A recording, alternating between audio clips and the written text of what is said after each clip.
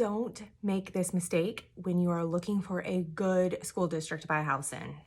Number one mistake I see people making is looking at the report cards online and basing their entire decision on that report card that they see online. I am your former teacher turned realtor friend, here to tell you exactly what I do to find a good school district to buy a house in. And it is not looking at those report cards online. Here's why. As a teacher, as a former teacher, I know that those report cards are largely based on test scores. Yes, they take into account other things, and there are people that will want to argue with me and say, well, their percentages on this and on that. I hear what you're saying. Yes, they do take into account technology, and they do take into account tax rate and how the tax dollars are used and different things. However, the largest percentage is the test scores. Usually, students start taking those tests that count on those report cards in about third grade. There are some states that start it in second, but around this area, it's usually third. So, students who have been in school since kindergarten or sometimes pre-K are taking those tests in third grade, and those scores are printed, and then so on and so forth all the other years. And yes, they would be too young to take the test a little bit earlier, like first graders should not be tested, right? In that type of way, not on a standardized thing. I digress.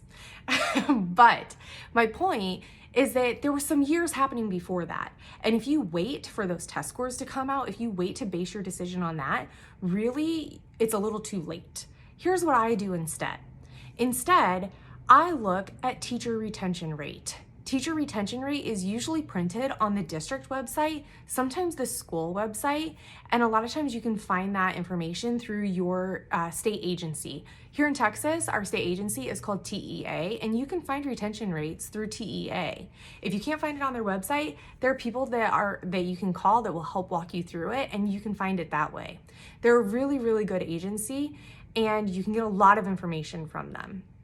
The reason why you should be looking at teacher retention rate is because teacher retention rate is how many teachers are staying, what percentage are staying year after year, and what percentage are leaving in droves. How happy are teachers? Happy teachers stay. Not happy teachers leave. The schools and the districts that have happy teachers that are staying year after year are providing a consistent education year after year, and it just feels different.